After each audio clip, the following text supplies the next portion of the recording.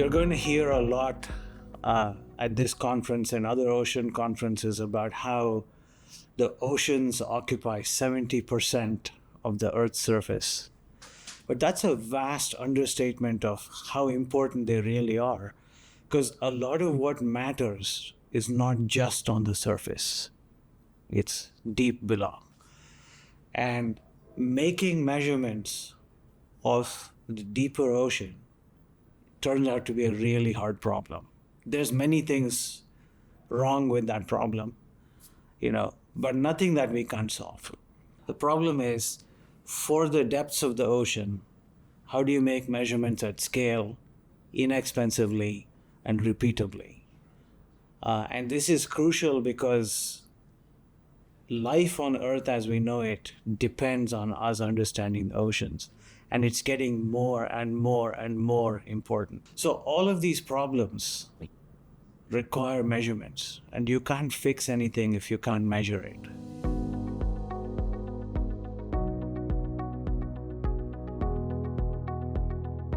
Walter Munk, one of the founding fathers of this field, he said the last century was a century of undersampling in the oceans.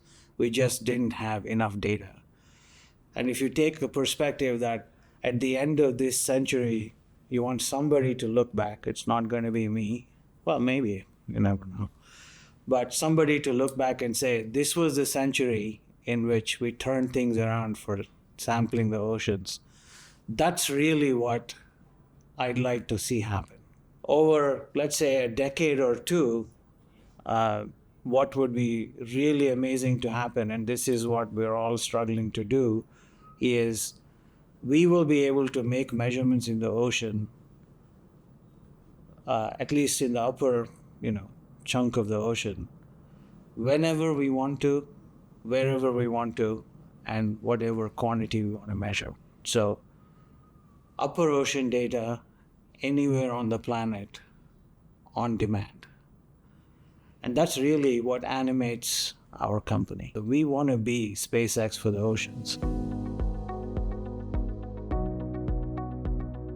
Our first generation device is a really inexpensive 3-foot long, but 5 inches in diameter, 22-pound device that can be launched in any number of ways into the ocean. And it goes down to 400 meters in the ocean, makes measurements of temperature, acoustics, how salty the ocean is, how the salinity of the ocean, and then comes right back up and reports it. And in addition to being inexpensive, our goal is that we can create large grids of these in the ocean.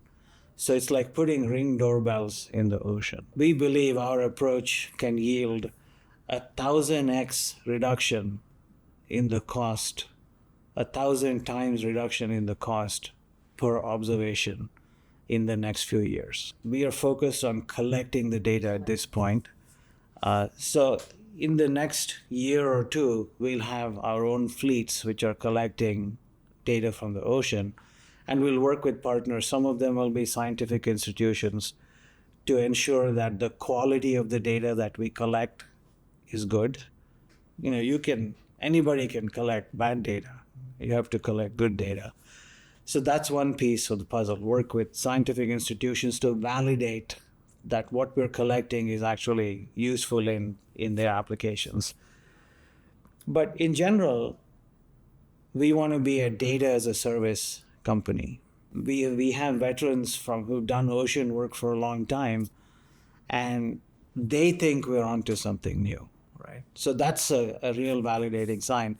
But it's this idea of the SpaceX for the ocean, making really low-cost, large grids of ocean measurements, but in such a way that we don't ever leave them behind. We pick them up and then replace them when they run out of energy. And so we are leveraging investments in a whole set of areas: communication, autonomy, robotics. So we're being intelligent about where can we leverage all of the other investment while adding our own, special sauce. And the special sauce is in creating these grids and creating these low-cost devices And we're building an operating system to run all of these, what we expect will be thousands or millions of devices. So that ocean operating system is also something that gets people very excited. How can you control the measurements across a huge swath of ocean with the cloud?